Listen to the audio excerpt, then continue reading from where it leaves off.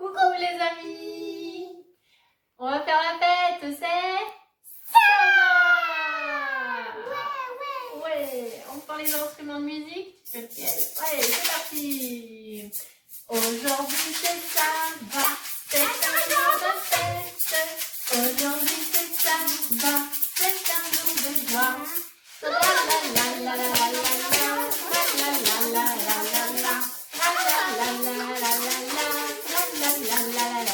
la. Et vous vous rappelez, le sabbat, c'est un cadeau de Dieu. C'est le 7e jour qu'il a créé. Et c'est le plus beau de tous. Nous vous remercions d'avoir choisi, d'avoir décidé de faire la fête avec nous ce matin. Et de louer et de prier Dieu ensemble. D'ailleurs, si on commençait par prier en chanson, ça vous dit? Oui. Vous faites les gestes avec Amaya et moi, d'accord? C'est le moment le plus doux, on veut le dire à genoux, que l'on t'aime, écoute notre prière. Notre petit cœur est sincère, que l'on t'aime. Oui Jésus, on t'aime, on t'aime, on t'aime. Et on te dit merci de nous aimer encore plus. Et merci parce qu'on sait que tu ne nous abandonneras jamais. Amen. D'ailleurs, à propos de Dieu ne nous abandonnera jamais, est-ce que tu te rappelles à la création, il a fait le sabbat, ok, le 1er, 2e, 3e, jusqu'au 7e jour qui est le sabbat. Et après, qu'est-ce qu'il a fait, Dieu, tu crois? Le 8e jour, le 9e jour, le 10e jour, le 11e jour, et ainsi de suite. Il a fait quoi? Papoter. Ah ben oui, c'est ça, il a papoté. Et avec qui il a papoté? Avec Adam et Ève. Mais oui, avec Adam et Ève.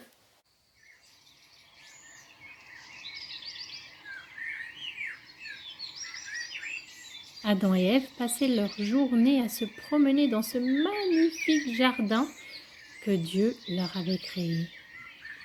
Dieu aimait passer du temps avec eux, discuter, jouer au professeur. Ils avaient tant à apprendre.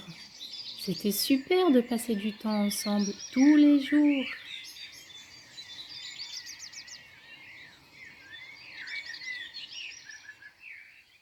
Adam et Ève et Dieu se promenaient tous les jours dans le jardin jusqu'à ce que Adam et Ève décident de ne plus écouter Dieu et d'écouter plutôt le serpent.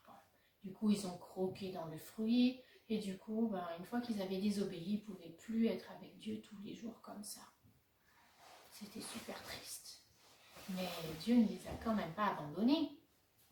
D'ailleurs, au fait, quand on parle avec Jésus, ça veut dire quoi? Ça s'appelle comment? Parler avec Jésus. Prier, c'est juste. Tu as raison. Quand on parle avec Jésus, on prie. Alors Adam et Ève, quand ils marchaient, ils priaient. Et après, quand ils n'étaient plus avec Dieu dans le jardin d'Éden, comment ils faisaient pour parler avec Jésus alors? Ils parlaient juste dans l'air et c'est tout. Bah oui, ils ont continué à parler avec Jésus, mais avec Dieu, mais même s'ils ne le voyaient pas. Bah. Là où je vais, là où je suis, je peux parler à Jésus. Même si je ne le vois pas, je sais qu'il est toujours là. Des fois, tu téléphones à tes copains ou à tes grands-parents. On ne les voit pas, mais on les appelle. Et on peut faire la même chose avec Jésus. Hein? On peut téléphoner à Jésus? Oui. Téléphone à Jésus, téléphone à Jésus, téléphone à Jésus tous les jours. Allô? Téléphone à Jésus, téléphone à Jésus, téléphone à Jésus tous les jours. Allô? Il écoute? Bah oui, il écoute tout le temps. Bah oui. C'est trop chouette. Oui, oui, oui. Quand tu parles à Jésus, dans la vie de tous les jours, tu pries. C'est comme ça. Et puis tu sais quoi? Depuis qu'on est petit, on apprend que quand on prie, qu'est-ce qu'il faut faire? Si on dit, allez, on va prier, qu'est-ce qu'on pense? Mais c'est ça. À genoux, on joint les mains, et puis qu'est-ce qu'on fait encore? On ferme les yeux. Ferme les yeux. Mais moi, je peux le faire jouer. Alors, tu sais quoi? On va voir dans la Bible, on a des exemples de personnes qui priaient à genoux, comme par exemple le prophète Daniel. Exactement. Regarde le petit film.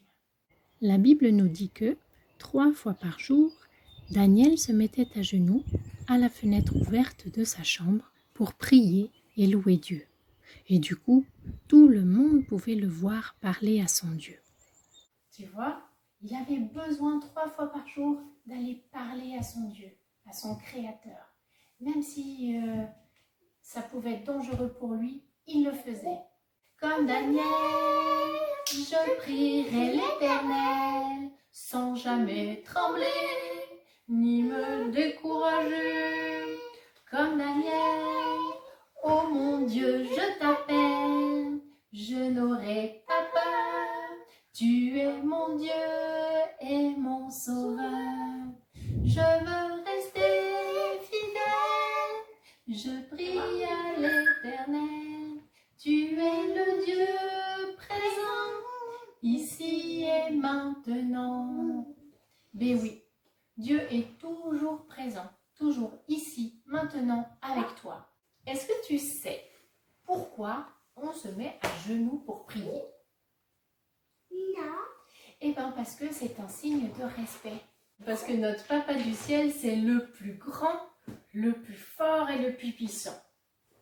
Alors, on aimerait le respecter, lui montrer que nous, on est ses créatures et que lui, c'est le créateur. Alors, on se met à genoux, comme quand vous avez vu dans les dessins animés, les films, on se prosterne devant le roi, la reine. Et bien, la même chose, on se met à genoux par signe de respect. Et pourquoi on joint les mains?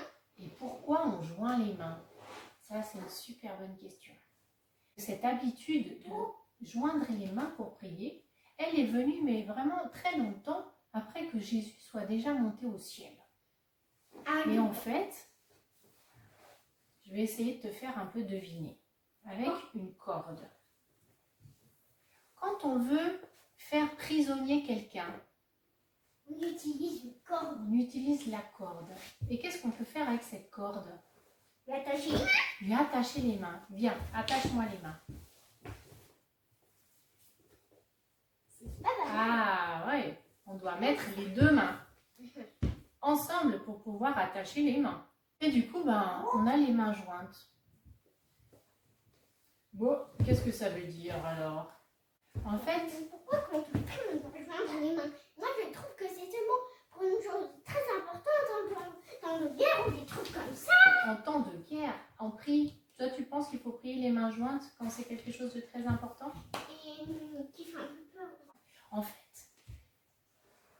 les gens, les chrétiens, ont commencé à prier les mains jointes pour montrer à Dieu qu'on lui est soumis. C'est aussi, comme quand on est à genoux, un signe de respect pour dire c'est toi qui es Dieu, c'est toi qui sais.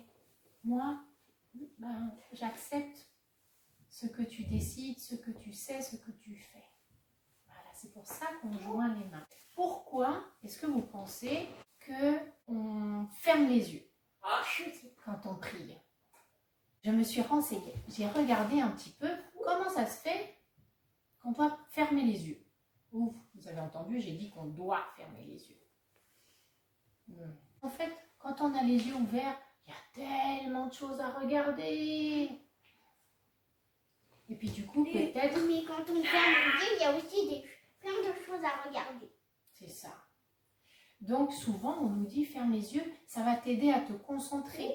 Il y a des personnes, quand ils ferment leurs yeux, il y a encore plus de choses dans la tête. Alors bon, on est chacun différent. Des fois, ça nous aide. Par exemple, si on est plusieurs à prier, quand on ferme les yeux, peut-être on peut mieux se concentrer sur l'autre personne qui est en train de prier. Et puis aussi, quand on ferme les yeux, c'est un peu comme si on est tout seul. Et puis qu'on prie dans notre cœur. Comme si c'est une prière à l'intérieur.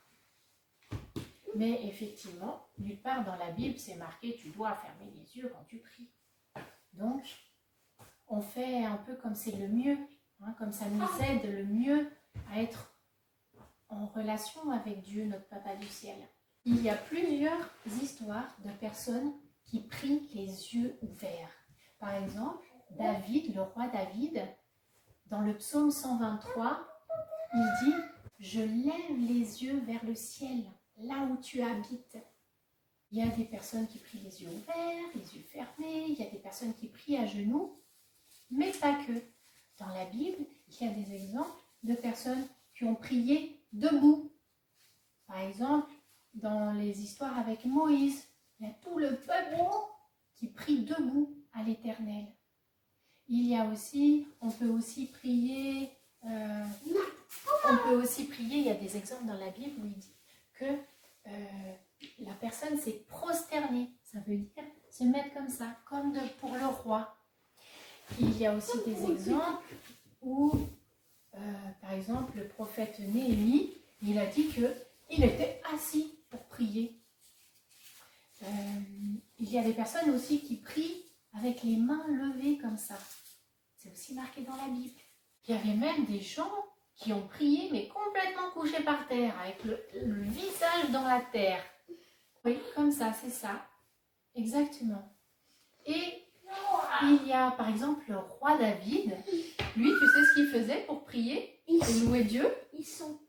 Il chantait, il dansait et il jouait des instruments de musique. Lui, il faisait mais la super fête. Ça vous dit qu'on bouge aussi, nous? Je lève les mains, je touche le sol, je tape des pieds et me retourne. Il faut que je loue Dieu. Je saute, je danse, je ne retiens pas. Ça peut faire bizarre, mais bon, ça va. Il faut que je loue Dieu.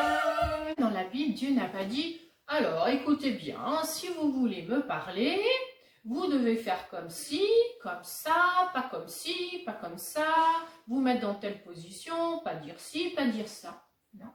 Dieu, il nous laisse libre de prier comme on a envie. On peut lui raconter des histoires de la vie de tous les jours, comme faisaient Adam et Ève. On peut aussi prier En guirlande. en faisant, par exemple, une guirlande de prière. Oui. Tu vois? Merci pour cette ligne. Amaya, elle a dessiné une prière. Et puis, le lendemain, encore une autre prière. Et puis après, encore une, encore une. Et puis, on les rajoute petit à petit et ça fait une jolie guirlande de prière. On peut aussi faire une petite roue de prière. Tu vois, là, c'est par exemple prier pour la famille. Ici, par exemple, prier pour les gens qui sont malades. Tu peux même réciter des prières que tu as apprises par cœur, comme le Notre Père, par exemple. Notre Père qui es aux cieux, que ton nom soit sanctifié, que ton règne vienne, que ta volonté soit faite sur la terre comme au ciel. Ne nous soumets pas à la tentation, mais délivre-nous du mal. Donne-nous aujourd'hui notre pain de ce jour. Pardonne-nous nos offenses, comme nous pardonnons aussi à ceux qui nous ont offensés. Car c'est à toi, nous Appartiennent au siècle des siècles, le règne, la puissance et la gloire. Amen. Amen. On peut prier à Dieu de différentes manières. Tu t'imagines si tu es à l'école et qu'il y a un copain qui t'embête et il te dit une chose très méchante. Et puis toi, tu te sens pas bien, tu te sens triste, tu te sens même peut-être en colère et tu aurais envie de le taper. Tu t'imagines si assis en classe, tu devais te mettre à genoux et prier, les yeux fermés, et dire s'il te plaît Jésus, aide-moi à rester calme et s'il te plaît console-moi, ce sera un peu compliqué. Heureusement, on a le droit de le faire dans notre tête. Ça c'est super chouette.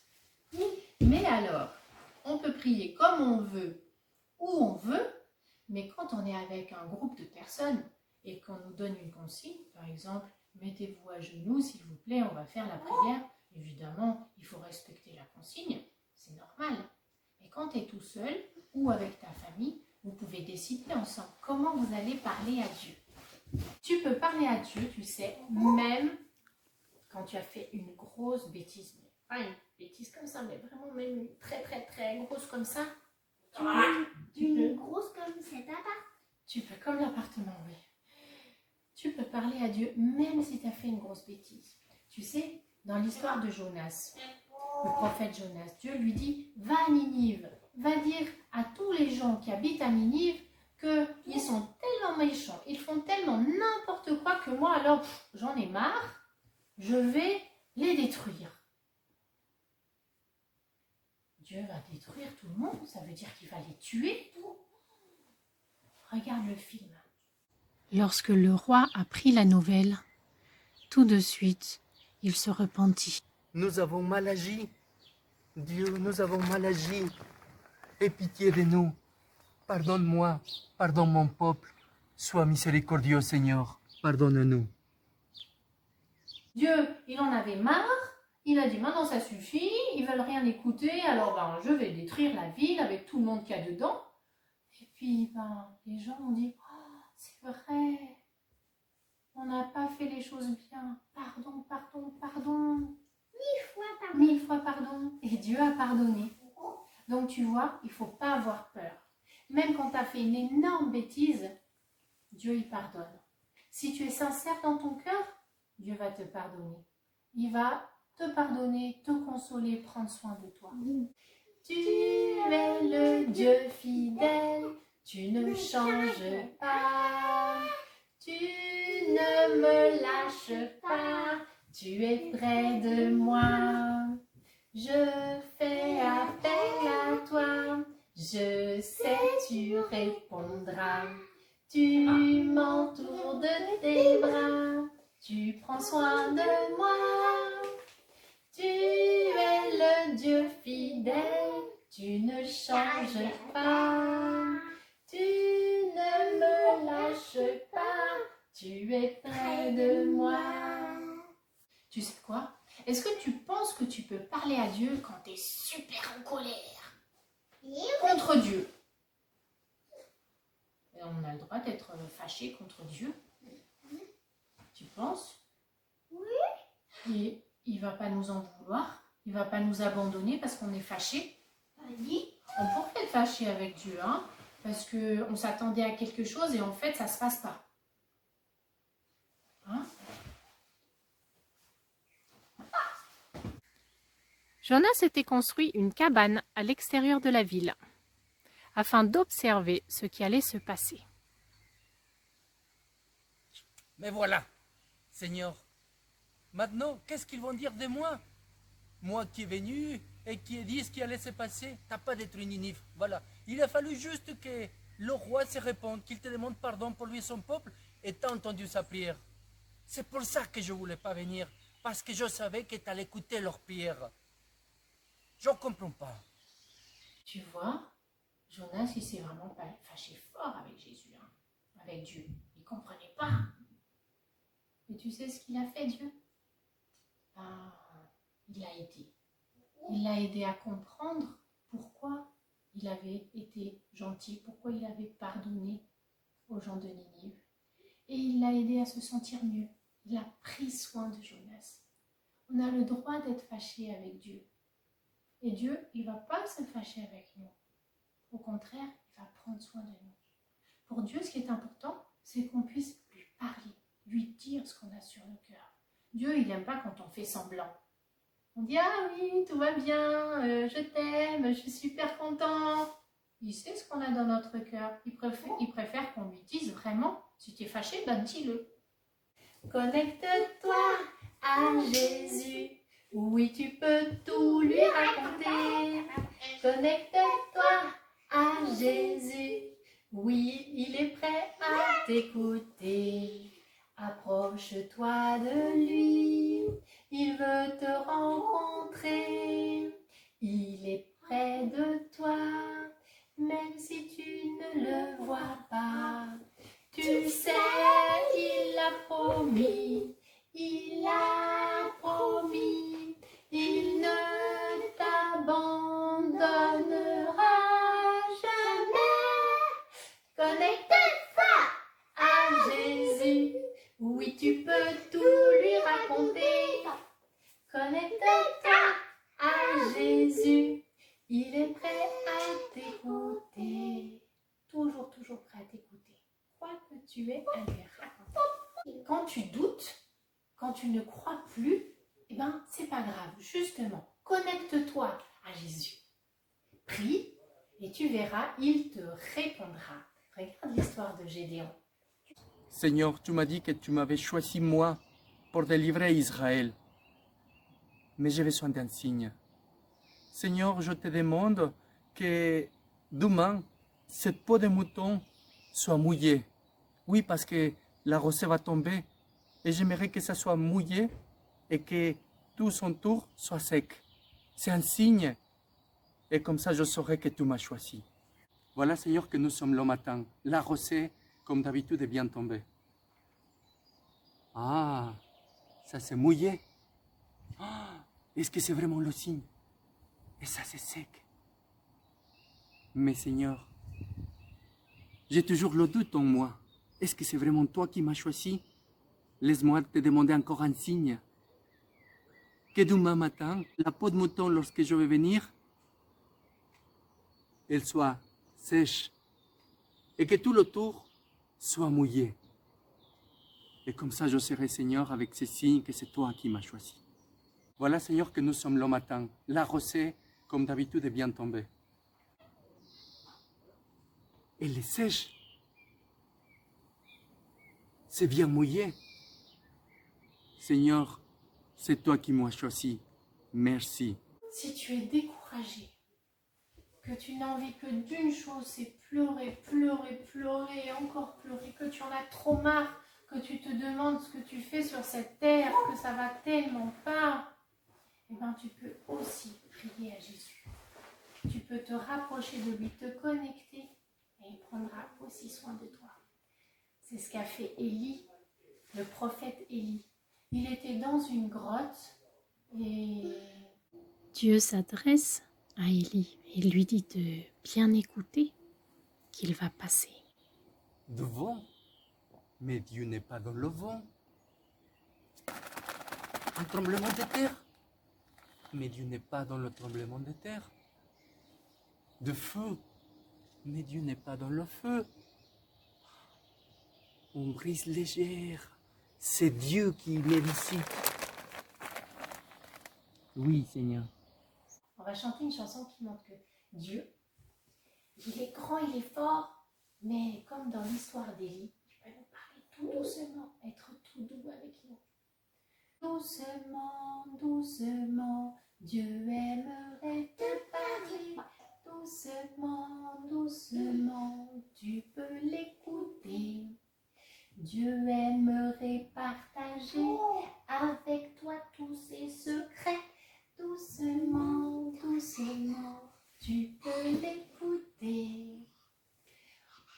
C'est pas facile d'écouter Dieu, hein. Souvent, on est plutôt dans demander à Dieu, parler à Dieu, mais il faut aussi prendre du temps pour écouter Dieu. On pourrait demander à Dieu de nous aider à écouter sa voix. Des fois, il parle d'une manière, des fois, il parle d'une autre manière, ça dépend des situations. Alors, quand vous priez, demandez-lui aussi de vous aider à reconnaître sa voix, à reconnaître les réponses qu'il vous donne. D'accord? D'accord. Tu vois, il y a 1001 histoires dans la Bible qui parlent de 1001 personnes qui ont prié Dieu. Qui ont prié Dieu avec toutes leurs émotions, la joie, la colère, la tristesse, tout. Qui ont prié assis, debout, couchés, les yeux ouverts, les yeux fermés. Les mains jointes. Je vais vous raconter. Moi, quand j'étais à l'école, Dieu, il était tout le temps dans ma tête. Tout le temps. Je passais toute la journée à discuter avec Dieu. Je chantais, je lui racontais les choses. Évidemment, à l'école, il faut aussi se concentrer et écouter la maîtresse, on est d'accord. Mais dès que j'avais un petit moment, hop, je parlais à Dieu pour lui dire ce qui me plaisait, ce qui ne me plaisait pas, ce que j'avais compris, ce que j'avais pas compris. Et je chantais aussi. Oh, c'était super chouette. Peut-être ça vous arrive à vous aussi. Ou peut-être vous n'arrivez pas et puis vous auriez bien envie d'essayer. On a chacun une relation différente avec Dieu. Et des fois, à un moment, c'est d'une certaine manière. Après, quand on grandit ou quand il nous arrive des événements dans la vie, ben, ça change. C'est pas grave. Dieu, il nous aime toujours. Ce qu'il importe, lui, j'espère que vous l'aurez compris, c'est qu'on soit en relation avec lui. Amaya, est-ce que tu veux partager avec les gens comment toi tu vis ta relation avec Dieu? Et ben, moi, en fait, à la prière, je peux la faire n'importe où. Et même dans ma chambre, quand j'ai besoin d'être toute seule, je m'ai mis un tapis pour les prières où j'ai besoin d'être toute seule. Voilà. Amaya, un jour, elle a dit « Maman, est-ce que je peux mettre un tapis de prière ?» Je dis « Bah oui. Si tu as besoin, si ça te fait plaisir, si c'est quelque chose qui est bien pour toi, tu peux t'installer un petit coin dans ta chambre pour la prière. » Et Amaya, elle a mis son tapis de prière, elle a collé des petites choses qui lui font plaisir autour. Et du coup, quand elle est très fâchée, qu'elle a un gros souci, hop, elle dit « J'ai besoin d'être seule » et elle va dans sa chambre. C'est super. Je vous propose de mettre la vidéo sur pause et puis vous discutez entre vous, hein, avec les personnes qui sont autour de toi, les frères et sœurs, tes parents, d'autres adultes. Vous discutez entre vous de votre expérience de la prière. Comment vous priez? Comment vous vous sentez? Est-ce que vous arrivez à prier tout le temps ou seulement le matin, le midi, le soir? Voilà, on peut partager, ça nous fait du bien de partager, de savoir comment les autres vivent. Et peut-être ça nous encourage. On ne sait jamais. Allez, on met sur pause et puis on se retrouve après. Tu sais, Jésus aussi priait. Dans la Bible, c'est écrit que, par exemple, vers le matin, pendant qu'il faisait encore très sombre, Jésus se levait et sortait pour aller prier dans un lieu désert. Jésus, c'était le Fils de Dieu. Mais il avait besoin d'être en connexion avec son Papa du ciel. Il avait besoin que Dieu lui apporte la force, les bonnes idées, etc. Il avait besoin, lui qui était Fils de Dieu, d'être en connexion. Alors t'imagines-nous, il priait le matin, il priait le soir, il priait aussi sûrement comme toi et moi quand on est en train de faire des choses. Par exemple, quand il guérissait les malades, sûrement dans sa tête, il priait quand il racontait les histoires. Il priait aussi pour remercier Dieu pour le repas. Jésus prit le repas du petit garçon, leva les yeux vers le ciel et remercia son Père. Toi aussi, tu fais ça à la maison? Avant le repas, on prie. Et on prie pour dire merci à Dieu pour ce repas. Parce que c'est grâce à Dieu qu'on a à manger. N'est-ce pas? Vous vous rappelez, Jésus a dit qu'il est venu nous donner l'exemple. Donc je pense que là aussi, on peut prendre exemple sur lui. Il priait beaucoup, il priait tout le temps. Nous aussi, on pourrait essayer de faire ça. Dans la Bible, c'est marqué, dans Jérémie 29, verset 12, « Vous viendrez me prier et je vous écouterai. » Donc, Dieu dit qu'on peut venir à lui prier et il va nous écouter. Et comme on a vu à chaque fois, on peut faire confiance à Dieu. Ce qu'il dit, il le fait. Je t'encourage à prier le plus souvent possible. On a de la chance, Jésus, Dieu, est avec nous tous les jours. 24 heures sur 24, 365 jours sur 365 jours. C'est le seul sur cette terre à être tout le temps comme ça avec nous. Ton papa, ta maman, tes frères et sœurs, ils ne sont pas tout le temps avec toi. La maîtresse non plus. Lui, toujours. Alors vraiment, profite, on a une chance extraordinaire. L'activité préférée de Dieu, tu sais ce que c'est? C'est papoter avec nous, faire des jeux. C'est ça, c'est papoter avec nous et faire des jeux, dit Amaya. Bah oui, le temps qu'il a, Dieu, il aimerait le passer avec toi. Alors il faut en profiter. On va terminer ensemble en faisant une prière spéciale. Une prière bulle. On va faire une prière en bulles. Comment? Vous aimez les bulles? Oui. C'est chouette. Elles apparaissent, elles sont avec les couleurs de l'arc-en-ciel et hop, elles disparaissent. Et ça donne envie d'en faire, d'en faire, d'en faire. Jésus, Dieu a inventé des belles choses. Hein. Alors, ce que je vous propose, c'est que je vais faire des bulles. Et pendant que vous regardez ces belles bulles dans votre tête, vous dites merci à Jésus pour quelque chose. D'accord? Allez. On commence la prière en bulles. Vous êtes prêts? Vous pensez dans votre tête et vous dites merci à Jésus.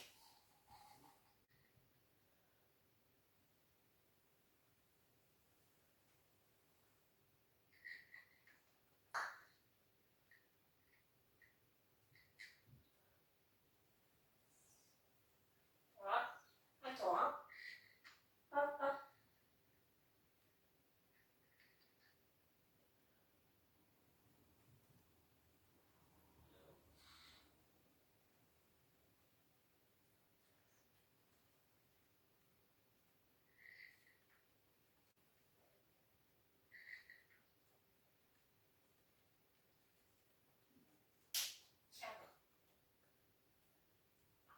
Vous avez pu dire merci à Jésus?